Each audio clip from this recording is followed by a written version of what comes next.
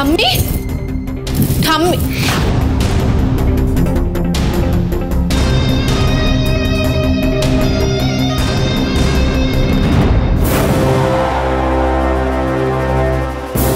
এটা তো ঠাম্মির চাবির গোছায় থাকে। কি ব্যাপার, কোনো সাড়াও পাচ্ছি না, কোথাও দেখতেও পাচ্ছি না। ঠাম্মি কোথায় চলে গেল? ঠাম্মি, ওখানে ধোয়া কেন? কি হয়েছে ঠাম্মি? দাদু ভাই, দাদু ভাই, ঠাকুর কি কোন পাপে শাস্তি দিচ্ছ? মা কোন পাপে? বড় খোকা, মেজ খোকা। ঠাম্মি, ঠাম্মি থালা দেওয়া চাবি। আগুন লেগে যাচ্ছে, বাঁচাও দাদু ভাই, দাদু ভাই, আমি বেরোতে পারছি না, আমাকে বড় খোকা। ঠাম্মি ঠাম্মি ঠাম্মি, আপনি ঠিক আছেন তো?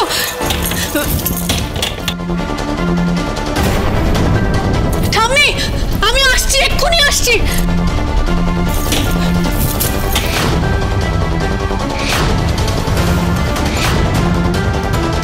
এখানে আগুন লাগলো কি করে? ঠাম্মি,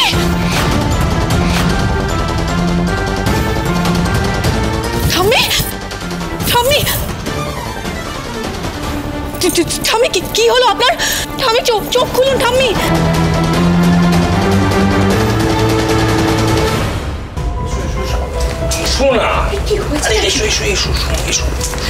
তোমার কি মাথা ফাথা খারাপ হয়ে গেছে? তুমি আমাকে সবার সামনে ওখান থেকে ডেকে আনলে, তোমাকে বারণ করেছিলে তুমি সবার সামনে বলবে না। এদিকে বৌমনি কিছু তো একটা আন্দাজ করতে পেরেছে। কি বলছো তাই? হ্যাঁ, তবে না তো কি। আর বাড়ির সবাই যদি জানতে পারে তাহলে তো আমাদের। ঠাম্মি, কি হলো আপনার?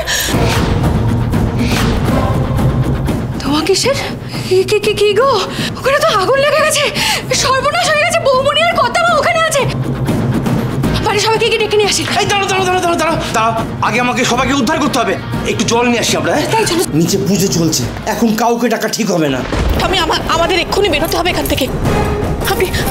আপনি আমার হাত ধরুন, উঠুন, ওঠার চেষ্টা করুন। ঠাম্মি, ঠাম্মি উঠুন, চলুন, আমাদের এখান থেকে বেরোতে হবে। আসুন আসুন ঠাম্মি।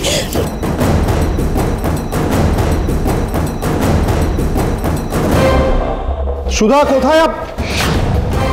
কি এত ধুয়ো? সুধা,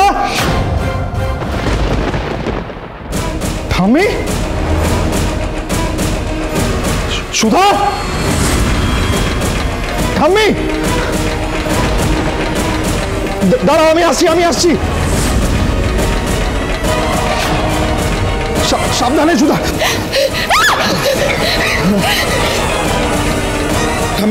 ঠাম্মি, তুমি ঠিক আছো? মিস্টার মুশাররফ, এইসব হলো কি করে?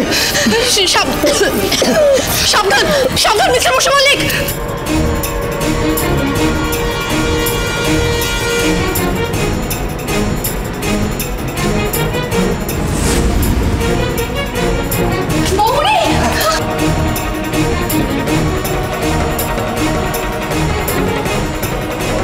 ঠাম্মি, তুমি ঠিক আছো?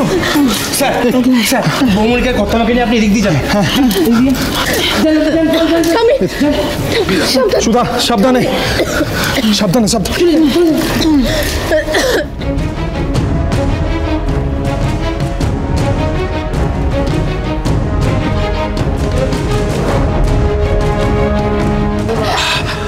দেখি কি তোমার হাতের কি অবস্থা?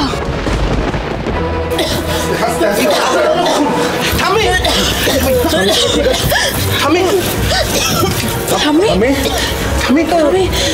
কষ্ট হচ্ছে?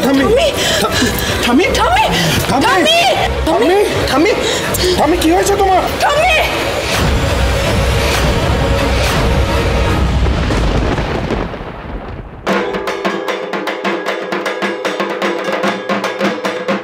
মা, মা আস্তে আস্তে থামি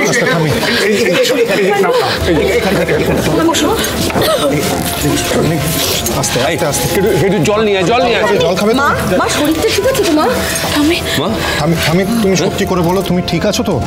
নাহলে বলো আমি তোমাকে হসপিটালে নিয়ে যাচ্ছি। আমার কেন জানি না মনে হচ্ছে তোমার চেক আপ করানোর দরকার আছে। হ্যাঁ, দরকার, তোমার মধ্যে দরকার। ছিলে তুমি। জলটা খাও, জলটা খাও। কি কাণ্ড, হ্যাঁ? তুমি ঠিক আছো তো? আমার একটু কষ্ট হচ্ছে, কিন্তু আমি ঠিক আছি। কাল সন্ধি পুজো, অনেক প্রদীপ জ্বলবে। ওই প্রদীপের আগুনে যদি হালকা করে সুধাকে।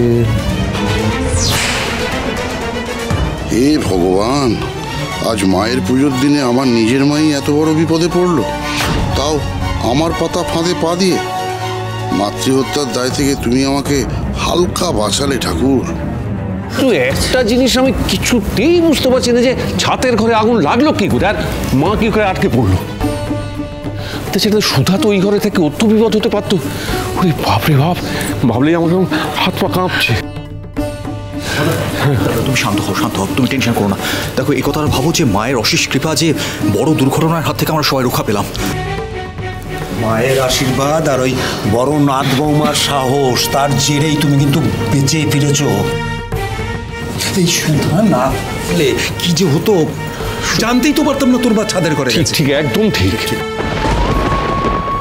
যে মেয়েকে এই বাড়ি থেকে তাড়ানোর জন্য আমি এত কিছু করছি, আজ সেই কিনা আমার প্রাণ রক্ষা করলো।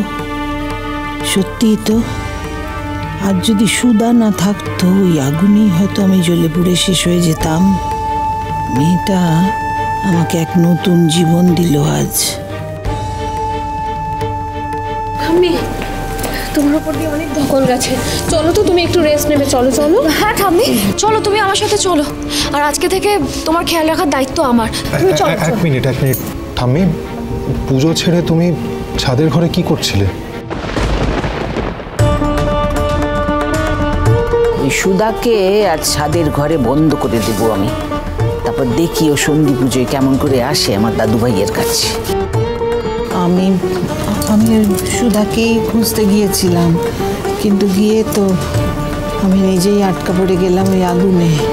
আর আগুন লাগলো কি করে? আগুনটা নিজের থেকে লাগেনি। মানে কেউ ইচ্ছে করে ছাদের ঘরে আগুন লাগিয়েছে।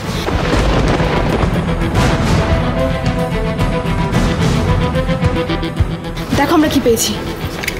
আর এই যে এই তালা, কেউ বাইরে থেকে দরজাটা ইচ্ছে করে লক করে দিয়েছিল। মানে তাহলে তো তদন্ত করে খতিয়ে দেখতে হবে। এর আগেও একবার সুধার উপর অ্যাটাক হয়েছে। সে কি, আমাদের জানাসনি কেন? আজকে আবার ঠাম্মির ওপর, বাট আমার মনে হচ্ছে এই অ্যাটাকটা ঠাম্মির ওপর হয়নি, হয়েছিল সুধার উপরে। ভুল করে ঠাম্মি ফেসে গেছে। কি কি কি কি যাতা বলছিস তুই তেজ? তদন্ত হবে না ছাই। আমি বলছি শোন, এই সব সুধার কারসাজি। কি বলছো তুমি? হ্যাঁ ঠিকই বলছি, নাহলে তুই ভাব না সুধা ছাড়া ওই ছাদের ঘরে কে যায়? এই পুজোর সময় আমি তোকে বলছি শোন, এই পুজোর সময় মাকে ওই ছাদের ঘরে একলা পেয়ে না সব শাস্তি সব অপমানের শোধ তুলবে ভেবেছিল এভাবে সুধা। কিছু দা, তাই তো? মেচকা,